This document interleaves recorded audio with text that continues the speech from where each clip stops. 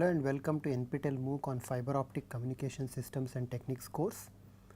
In the previous modules, we discussed slab waveguides and then we talked many times about something called as a mode. We talked about TE modes of different orders.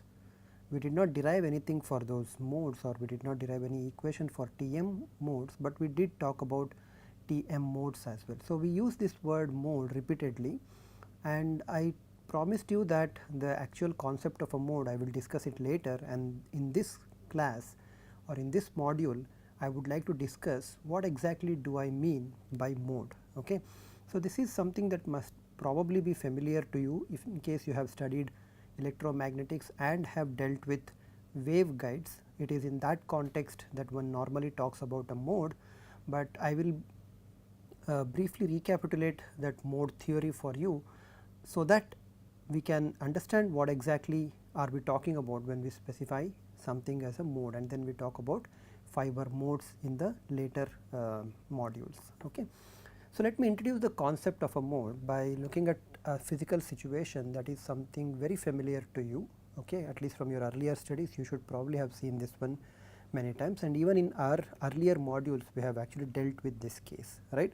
And that happens to be that of a simple metal, a perfectly electric conductor, for which metal is a very nice approximation, but just for mathematically being consistent I am going to consider this to be a perfect electric conductor, right.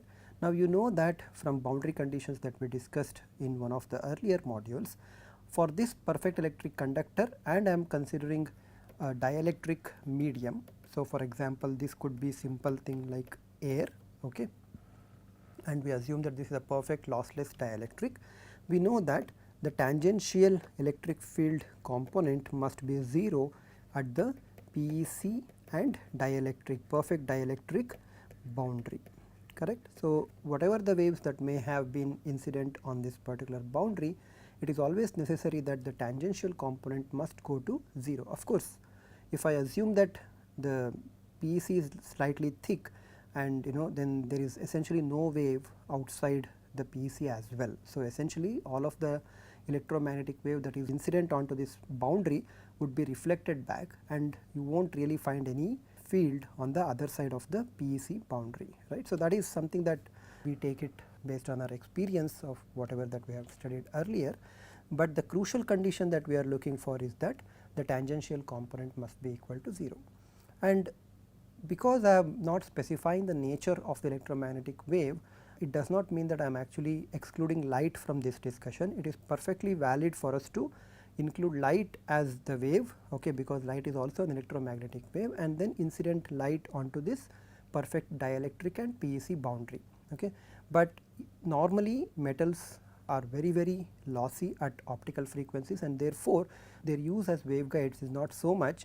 Therefore, we do not really look at light, although technically it can be used to describe this modes, I mean describe this physical situation, or can be used in this physical situation. Okay.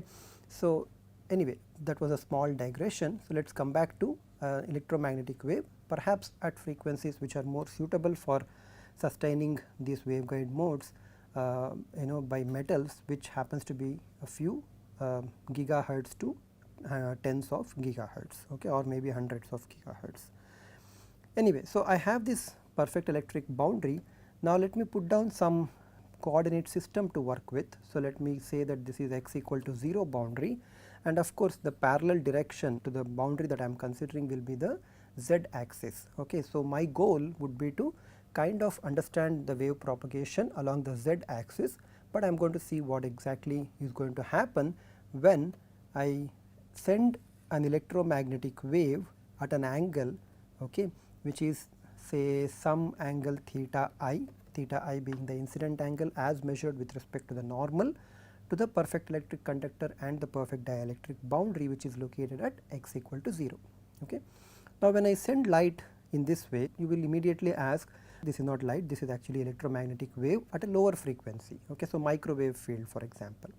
So, you will immediately ask whether I am considering a transverse electric polarized wave or a transverse magnetic polarized wave.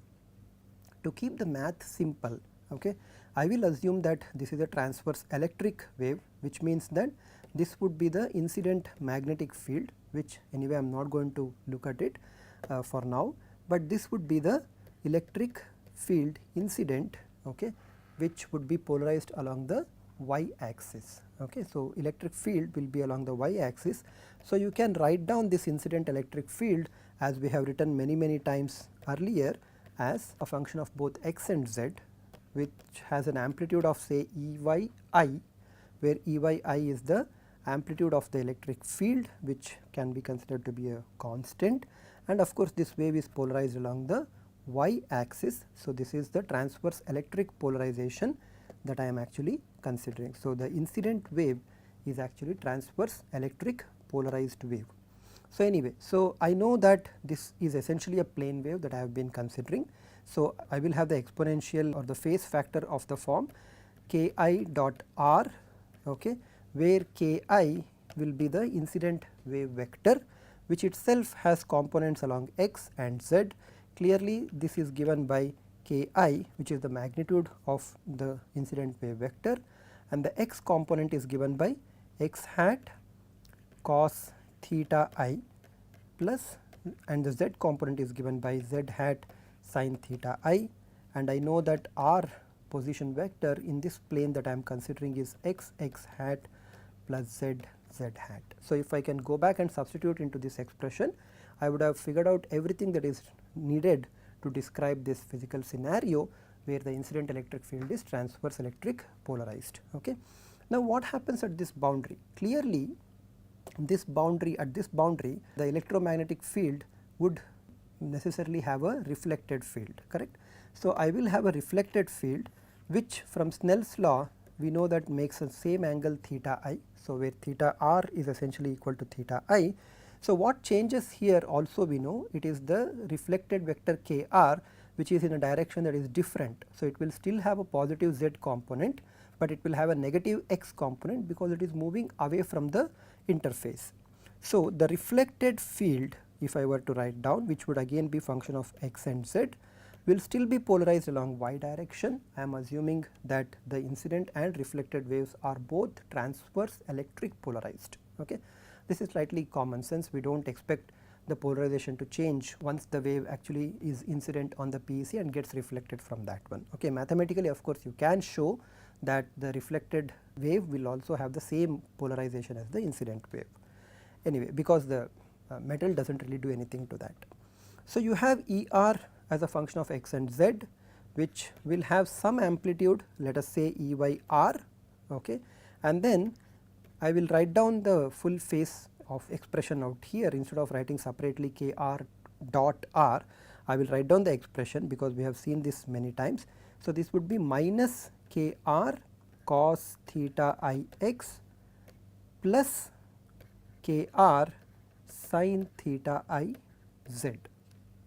Of course, being the two mediums being the same for the incident and the reflected wave, I am just going to write this as k I equals k r, indicating that the magnitude of the reflected wave vector is the same as the magnitude of the incident wave vector.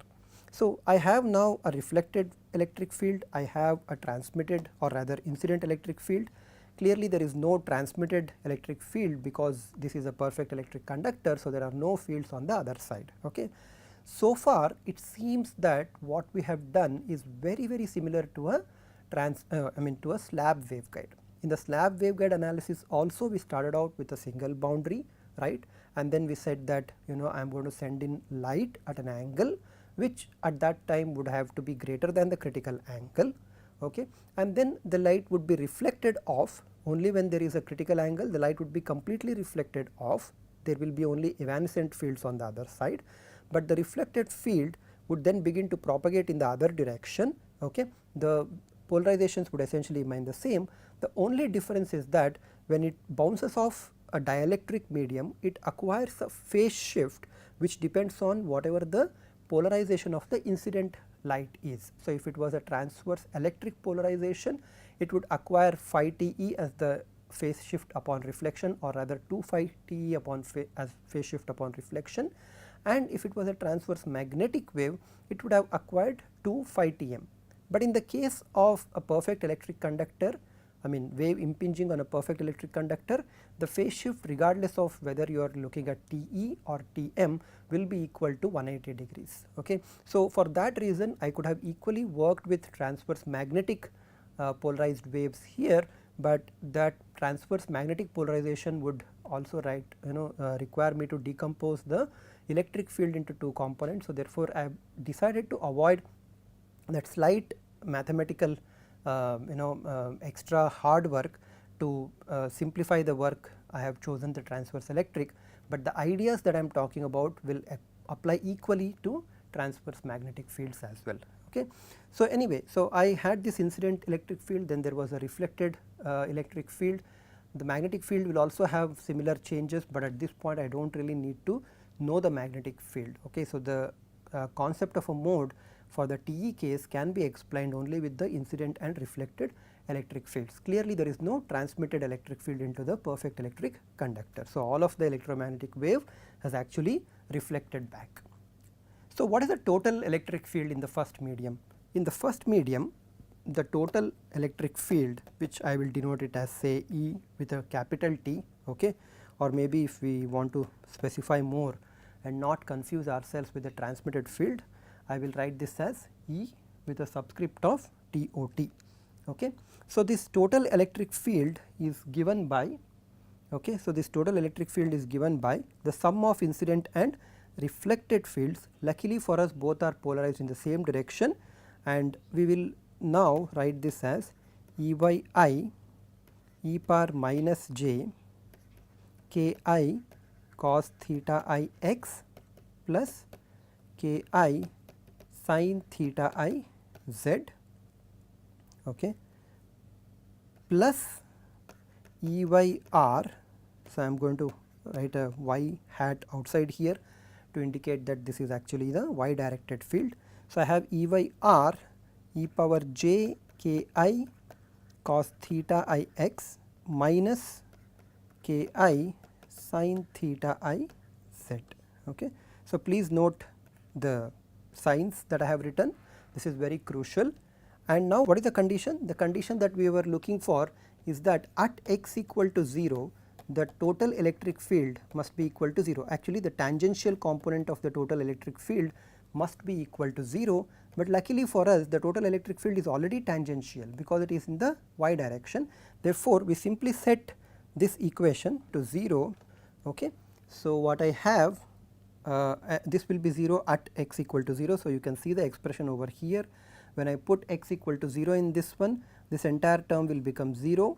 Okay. So, I do not need to consider that one, and what I have on the total the electric field is that the condition is that I have y hat E y I e to the power minus j, or rather since this e power minus j k I sin theta I will be a constant.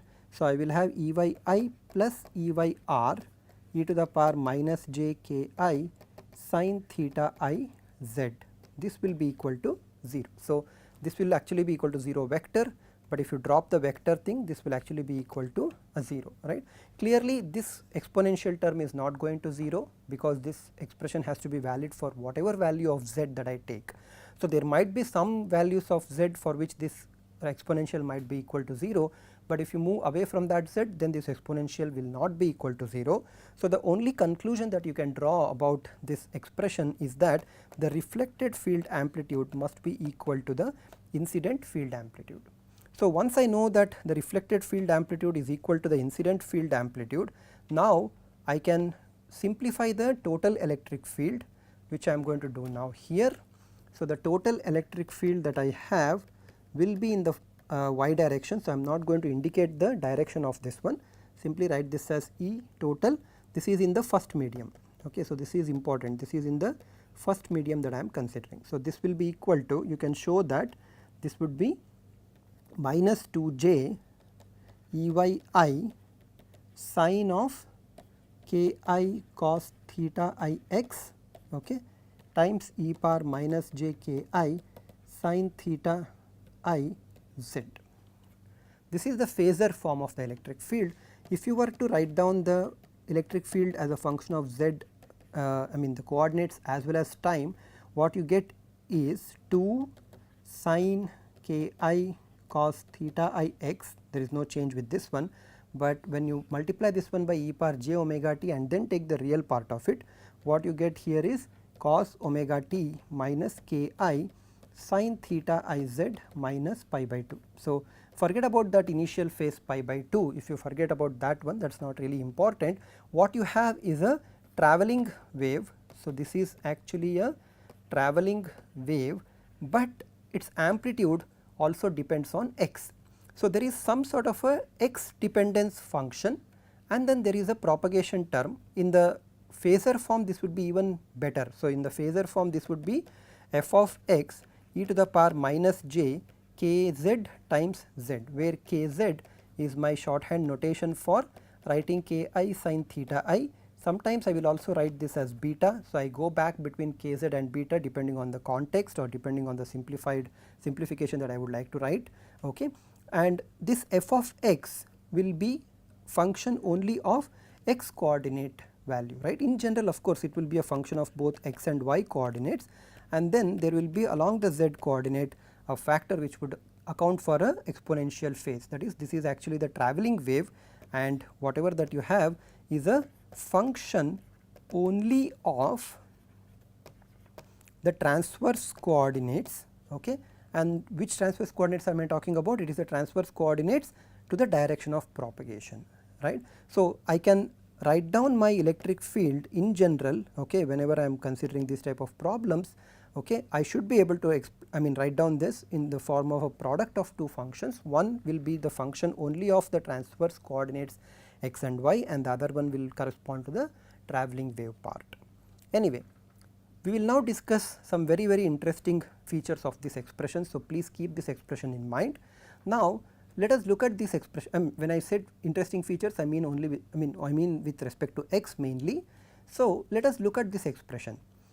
Clearly, when I set x equal to 0 in this expression, E total or electric field in the first medium will be equal to 0, right. Regardless of the value of z, at x equal to 0, this electric field will be equal to 0, and it will be equal to 0 simply because k I cos theta I times x will be 0. So, this entire thing is 0. So, sin of 0 is of course 0. Is there any other value of x for which this sine function becomes 0? Of course, yes. When the argument of sine function becomes pi, then that sine of pi will again be equal to 0, and the first time that it actually happens, right. So, you have k I have fixed k I, of course, because I have fixed the medium. I have fixed theta I because I have sent in a wave at a certain angle theta I, and as I vary x, by varying x means I am actually going down in this direction. So, this is my x equal to 0 boundary at which E total was actually equal to 0, but as I go along x at a certain value x equal to minus h, such that k I cos theta I h will be equal to some pi. Okay. The first time it happens it would be pi. At that point, because this electric field f of x function is actually sine of this argument here, and the argument going through pi means that that function f of x at x equal to, so at x equal to h, such that this condition is actually satisfied, will be equal to 0, right. So, at x equal to h, this would be x equal to h, the function again or the sine function goes to 0 and the electric field actually goes to 0. Okay. You can show that this continues again, and at x equal to 2h, or rather x equal to minus h and minus 2h. The reason I have put in a minus sign is because the fields are propagating in the negative x direction. So, except changing the sign of x, it does not really matter. So, you could equally have considered a wave initially in this direction, and then the wave would have bounced off. So, that could also have been done. So, this would have been x equal to 0 and this would have been the positive x direction. So, you could have done the same analysis with this coordinate system, but because I chose the other coordinate system, the values of x turn out to be minus h, minus 2h and so on. At these places, the electric field actually goes through 0. Okay. So, for example, this might be one such way in which the field could be distributed, that is, electric field E y is distributed in this particular manner, reaching a maxima at the center, and going through 0 at x equal to minus h, okay, if I restrict myself only to that. Of course, I could also have the the field extending beyond this value. Of course, it does extend beyond this value and goes through 0 at x equal to minus 2h and so on, right. So, at every multiple of h, this goes to 0. This is one possible solution, right, which satisfies the boundary condition that the field go through 0 at all these multiples. The other possible solution is that I actually have a double maxima here and then I have this type of a scenario. So, in terms of frequency, this is at a double frequency corresponding to this one, but this is also an equally valid solution, right. Of course, I do not have to restrict myself only to 2, I can have 3 maxima and so on and so forth. All these different field configurations where we have written this f of x, and remember f of x is actually the way in which the electric field component depends on x, right. So, I have fixed z, okay. Once I have fixed z, the dependence is essentially on x in the form of f of x, okay. So, this is e power minus j k z z, and this f of x can have multiple solutions, and all these solutions are equally valid, because in all those cases at x equal to minus h this would go to 0, at x equal to minus 2 h it would go to 0 and so on and so forth. Now, let me do one thing. I already know that I have a metal surface over here, right. So, this is a perfect electric conductor, which in fact allowed all these field quantities to actually start appearing, right. So, this is how the field looked, okay. So, the field is actually 0 at x equal to 0 and because of the perfect electric conductor. Now, what happens if I were to place another perfect electric conductor here? So, if I put another perfect electric conductor, these fields will not be sustained, okay. So, clearly these fields are gone because of the perfect electric conductor, and what I have actually achieved is a very interesting thing. I have achieved in terms of x, right, a function of x for a given constant value of z, but this pattern of half sinusoidal wave would actually move along the z axis. So, for example, if I go to another z axis, this would actually move, right, or this would be again in the same way, and this would keep on happening. So, what you actually have in this kind of a scenario where I have two perfect electric conductors, okay, with this kind of a boundary that I have. So, the pattern whatever that I have between the two perfect electric conducting walls is that this pattern, which is a function of x direction, which is this vertical direction that I am showing, and this pattern actually kind of moves along the z axis, and it is not just one particular pattern. So, it is not only one half sinusoidal cycle, it could be one complete sinusoidal cycle, it could be 3 sinusoidal half sinusoidal cycles, 4 half sinusoidal cycles, so on and so forth, and all these patterns are equally valid solutions for this problem that we have considered, okay.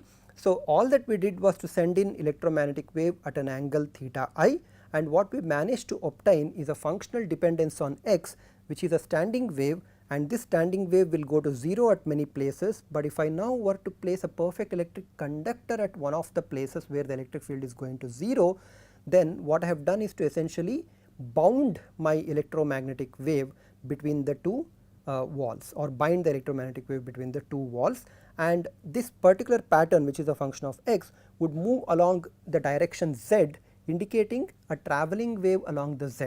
So, all that these two perfect electric conductors did was to establish the condition in such a way that they can guide the electromagnetic waves along the z axis. So, this is a very important thing, and you must have been familiar with this analysis. This is called as parallel plate waveguide, okay, sometimes also called as parallel plane waveguide, and these different patterns which are functions only of x in this particular case. So, this is a 2-dimensional parallel plate waveguide. You must also have studied a 3-dimensional rectangular waveguide, in which case the function, instead of being just a function of x, it would be a function of x and y, and these fields in general. So, I am writing only for the electric field, but magnetic field would also have the same kind of dependence.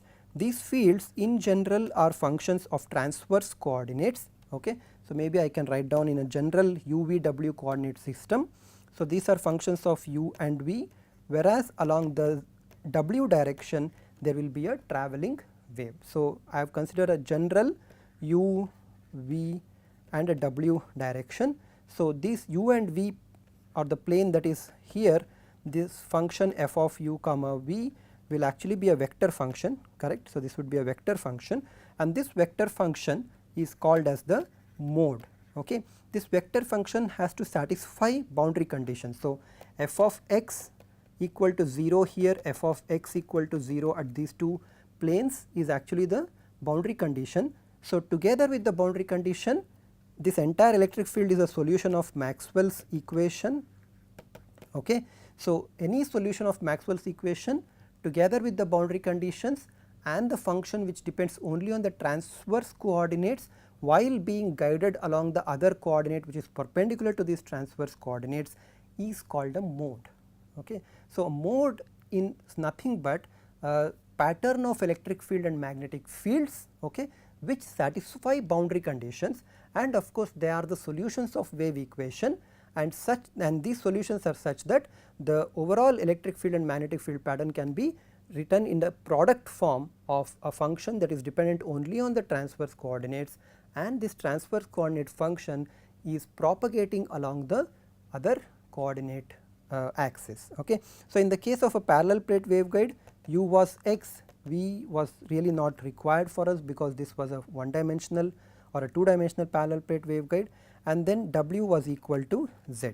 So, kw, which is the propagation constant, is actually equal to kz, right. And these patterns which I drew, as I told you, I can draw one pattern that way, I can also draw another pattern, right. So, this pattern would also be another mode, and then I can draw three patterns. These are all different modes of the waveguide. Okay.